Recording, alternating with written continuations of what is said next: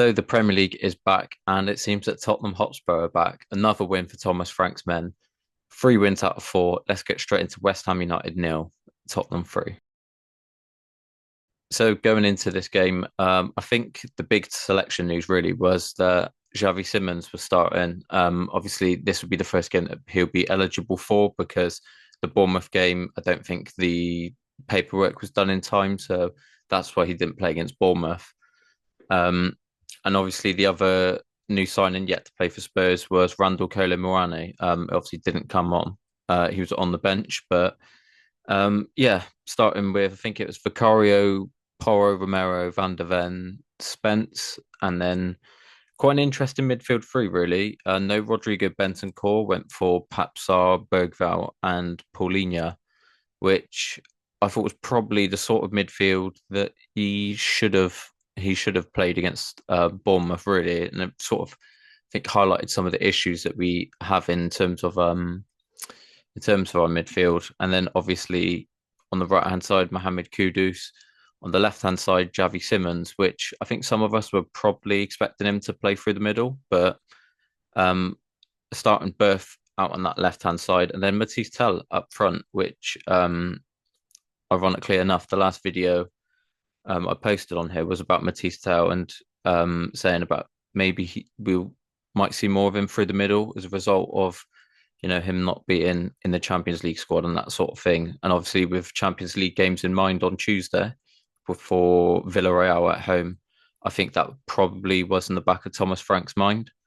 Um, in terms of the main talking point at the starting 11, Xavi Simons, um, a few nice touches in the first half. If I'm honest, I think him and Spence were sort of getting in the way of each other on that left hand side at times. Obviously, because both right footed players playing on the left, they're going to want to come inside. And I think if Simmons is to play on the left hand side, semi frequently, my preference would be for a doggy to play there. And that's nothing against Spence. I think that's more just due to the just sort of the profiling of the squad and sort of positions that they'd want to take up similarly to each other. So a bit of a quiet first half. There was a chance for Paqueta where he put it wide first few minutes, and I think there's a shaky moment between Van der Ven and Vicario. But I think the main talking point really from the game in the first half were what was going on at set pieces in the opposition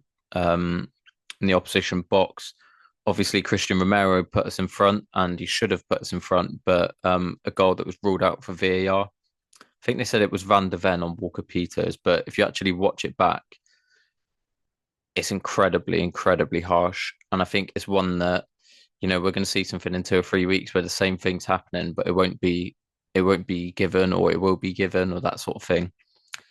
Because, that's just the state of officiating in this country and obviously the added pressure with VAR, which don't want to get into because we could be here talking till the cows come home. But just in terms of that goal, there was a couple times you could really, really see that we were working on the set pieces, really deep, deep corners. Admittedly, this Romero one wasn't really that deep into the box. It's actually the near post, but we're really getting a lot of people around. I think it's Homenton in the West Ham goal.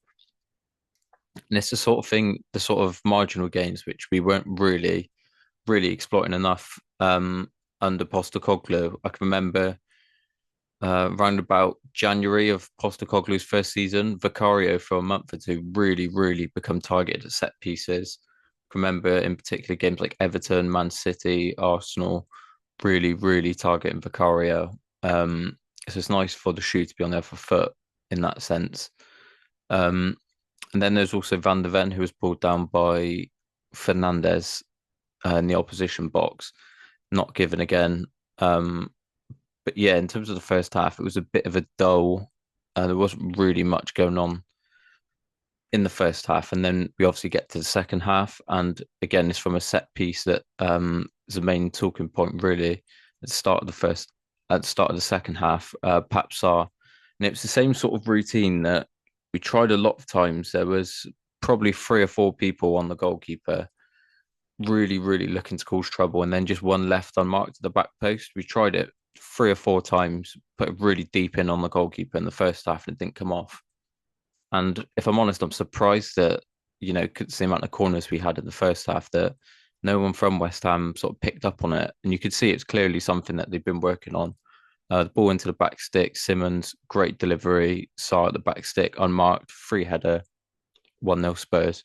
Really, really nice to see us making the most of set pieces because it feels like that's something that we haven't really done in the last few years. I can remember under Conte, we were getting quite a lot of set piece goals because we obviously had, I think it was Gianni Vio at the time, set piece coach, and obviously quite famously didn't operate with a set piece coach. So you could see that they'd worked on it because after the goal, they all sort of pulled away and was sort of pointing towards the bench as if to indicate that that is, sort of a routine that they've been trying a lot. So that was nice. And then obviously after that, you've got the Souček red card on Paulinho. Um, the ref knew straight away. I think it's one of them. It's not cynical by Souček. I think it's just a poor touch that takes him into it.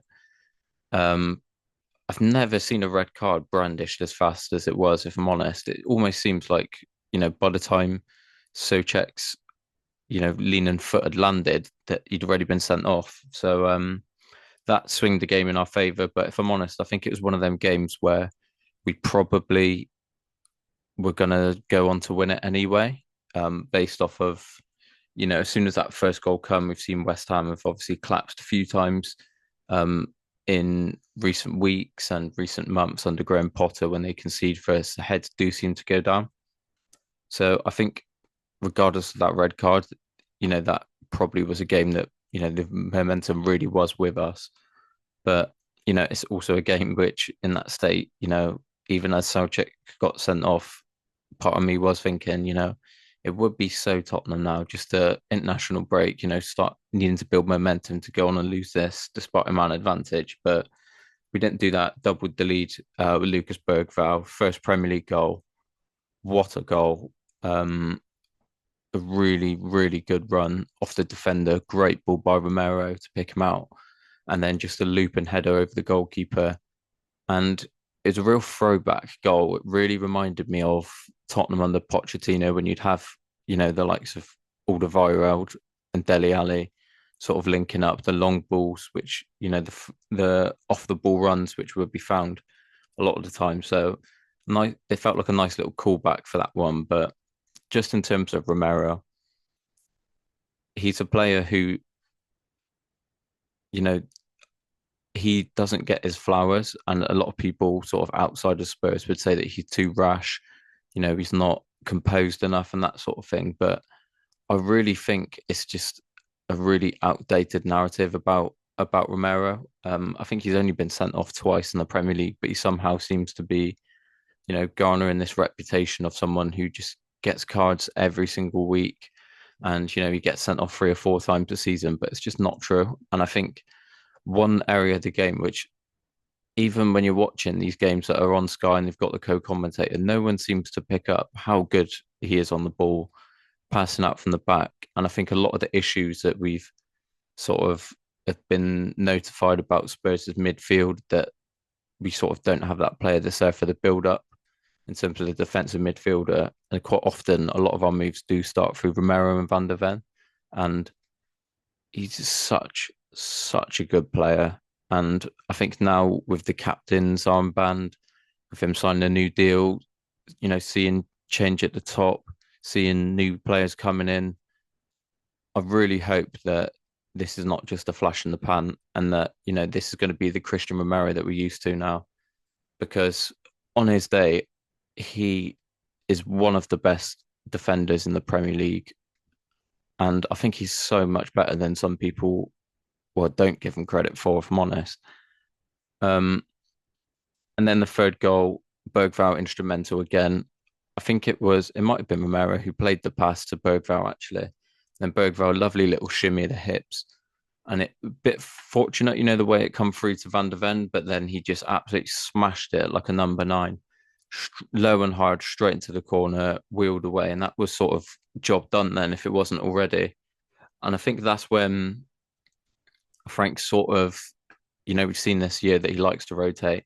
That's when Frank and his coaching staff will be thinking about Tuesday night, where they'll be thinking about Javi Simmons. Does he need to play this, extra 20 minutes when we've got someone like a Wilson Odobert on the bench who, you know, isn't starting games, you know, and then obviously you got likes of Van der Ven come off. I think Bergvall come off as well.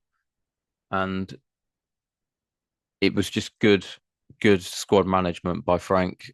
And it's one of them games where, yeah, we could have, you know, pushed our foot to the throat of West Ham and gone and maybe hit five or six. But, I think it's just smart. It's not getting ahead of yourselves. It's just sort of planning ahead. And I think that's good management by Frank. Um, Obviously, one of the main stories of the game would be Mohamed Kudus coming back to the London Stadium.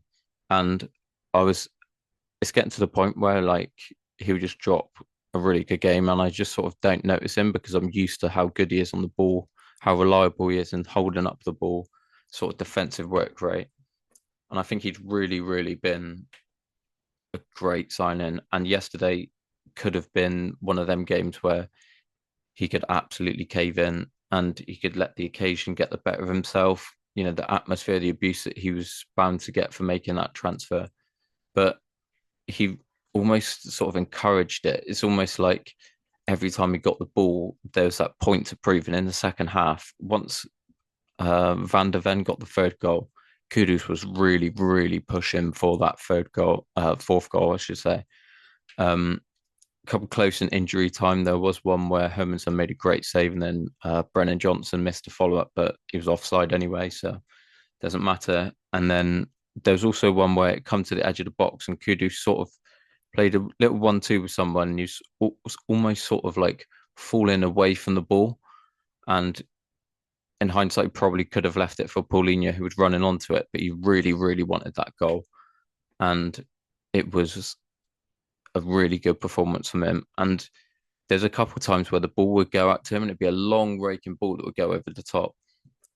And sometimes, players don't know how to react because if you're on the wing and the long ball's coming in, obviously the ball's going to take longer to drop if depending on how high it is. So sometimes it can give room for the defender to come across. But Kudus, almost sort of like Riyad Mahrez, you've never ever got any sort of concern about him having a missed touch. There's one where come over the top, and I think it might have been Juve who was marking him, or whoever was playing on the left of that back three, it might have been Max Kilman. He got really, really tight to him, and then Kudus just let it drop just in front of him, just as the ball bounced. He sort of got that foot away and then picked it 2 or 3 yards away, and then could open up the space. And he's a player which is really going to shine for Spurs. And one place I think he will shine is the Champions League. Returning to the Champions League after, I want to say, 22-23 was the last Champions League campaign. So you're looking at 2 seasons out, and then obviously a return to action in this new Champions League format, which it will be Villarreal at home on Tuesday. And I think we've had quite a nice draw in terms of the opponents that we're facing. We've obviously got Dortmund, we've got PSG coming, but Villarreal, I think, is a good game where the likes of Richarlison and Bentancur, who didn't play this weekend, will probably play. Xavi Simmons, maybe through the middle. Maybe you've got, other sort of players coming in. And I think Kudus is one of them players which on that sort of stage, he's really, really going to take the mantle and want to, not only build his own reputation, but really, really go and try and get far in this Champions League competition with Spurs. And obviously, on the topic of the Champions League, I'm pretty sure this is going to be Thomas Frank's first Champions League campaign as a manager, which I think is probably why, he had Tuesday in mind in terms of the squad rotation. I think it's probably a game which you're going to see the likes of Bentancur and Richarlison, who didn't play on yesterday. Maybe the likes of Destiny Udogie to come in. Villarreal, I think, is quite a nice draw for Spurs. It's not one which, I mean, don't think there's any teams which you can take lightly in the Champions League, but it's not one of the. Obviously, we've got PSG and Dortmund to come in the league playoff phase, but I think it's a nice little game to maybe, get those 3 points, get your feet under the table, get that sort of in terms of Frank. Not that I think he'll be thinking too much about it, but just in terms of the narratives that can get built once he's got that sort of first win in the Champions League, it's not going to sort of become a narrative, and you put them to bed straight away, and then we can we can look to move forward, and then obviously on Saturday, I think it's Saturday, Brighton away, which will be it'll be a tough game. Man City have gone there and lost. And I think they'll put a few big teams away this season. But we'll maybe preview that a little bit on after Tuesday's result. So let's hope we get through Villarreal unscathed, no injuries, and hopefully 3 points to put us on the board in the Champions League as we look to progress further in that position and compete on all fronts. If you're watching this and you've enjoyed it, then got this far, then leave a comment. Just say something like Bergval's got long throws, something like that. I really don't know. But if you have made it this far, thank you. And until then, up the Spurs.